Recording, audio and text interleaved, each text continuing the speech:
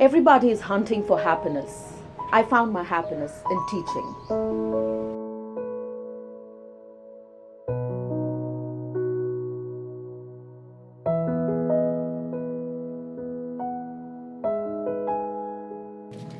When you see her, your days are better. Her words provide you with infinite energy to go on with a full chapter in life. Her elegance in class are of no match.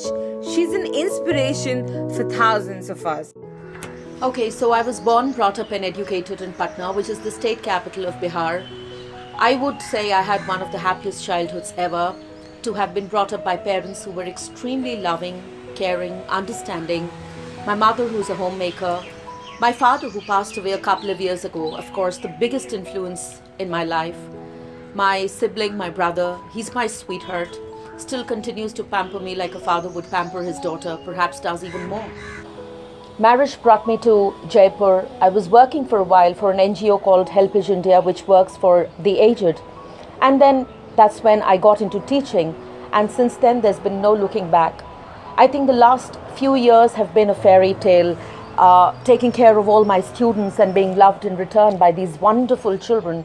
Life's been good, and I am extremely grateful for everything that has come to me all these years. I really don't know. I remember as a little kid playing teacher with my siblings. I trained to be a journalist. I'm a student of mass communication. Teaching just happened by chance. It was quite accidental. But now that I've been into it for nearly 10 years, it's like this is what I was meant to do. My destiny, a forever thing. Okay, so on a scale of 1 to 10, you want me to rate my job? Well, it actually depends on the kind of day I'm having. On a splendid day, when things are good, classes are smooth, kids are well behaved, I'd give myself a 10 on 10, maybe even more. But talk about days that are not good, days when kids drive you up the wall and everything seems to be crashing down. I don't even want to rate it. Just pack me up, send me to the Himalayas. All I need is solitude to retain my sanity. That's just about it. In educating minds, Miss Kukar never forgets to educate hearts. Okay, although there are countless incidents, I remember this one particular incident where I had this lovely girl in my class, and very brilliant, but she would never smile, she would never interact with anybody ever. At the parent-teacher meet, the mother was constantly concerned about the fact that her daughter was not willing to go out of the house to interact with people, and that continued to cause a lot of anxiety to the parents. I started talking to the girl, and I realized that deep down inside the girl was extremely conscious of her large body shape. Having been large myself, I could probably empathize, and I had to make her believe that she was more than what her size was, and that really the worth of a person lies in the size of his achievements, the size of his beliefs and thoughts. Slowly, gradually, I was able to get her to participate in a number of activities. The same girl who never smiled started smiling, she started interacting with everybody. She walked confidently, she talked confidently, she dressed up like a queen, and I still remember the mother at the PTM, the next PTM, with tears in her eyes telling me how things had changed for her daughter, and suddenly life had more sunshine in it. She makes kids work harder than they ever thought they could. She makes a C+ student feel like the Nobel Prize winner. She makes kids all through 45 minutes of the class in absolute silence. Maybe her students will forget what she said, but they'll never forget how she made them feel. So let's hear from these students only how Miss Kukar showered her love on them. Well, she is the best teacher ever, of course. I mean, there's no doubt about that. I cannot think of a teacher who has had a greater influence on me than her. She is the best teacher, the best anchor, the best guide. Even the simplest thing she does turn out to be special. There is no doubt how she is as a teacher, because I don't think I am the only one who loves her. There are hundreds and thousands of, maybe now, and even the counting is just going on and on.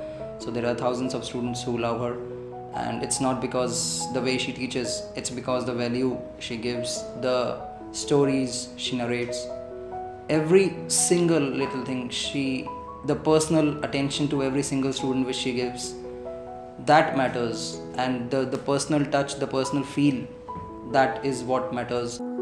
She's not just a teacher, she's our friend, our philosopher, and guide, all molded in one person. The way she teaches, the knowledge she shares, the love she showers, makes her beautiful inside out. So let's hear from the lady herself. Okay, so what do I like to do in my spare time? Number one, teachers don't have spare time, okay? But yes, when you do get that kind of time, being a woman, what's the first thing? Shopping. I love to go shopping. I love chatting with my best friend. I love surfing the net, reading good books. I think that's very important. We need to inculcate that habit in all of us. I tell my students to do that as well. And when I'm very, very, very free, we all have this thing in our hand. I love to take selfies. I'm just like my students. Selfies anytime. She ignites us, she strengthens us, she inspires us, but most importantly, she loves us. It's terrible to have a teacher as a mother because she can only think about books, exams, no play, and that can be a true nightmare. Really? Yeah. Absolutely? Yeah. That's the difference between a student and a son. She brought out the best in us. She educates minds as well as little hearts. She's the one who taught her students about basement and balcony amigos, to inhale good and exhale bad. She inspires hope, ignites imagination, and instills a hope of learning for her students. Okay, so what do I want to say to my students? In fact, to all the youngsters out there, you live your life only once. Create a legacy. Be legendary in all that you do. Lead an authentic life. Love a lot. That's important. Make a difference. Shine on. Don't go to your grave with regrets in your heart. That's very, very important. The world needs your prismatic soul. I wish you greatness.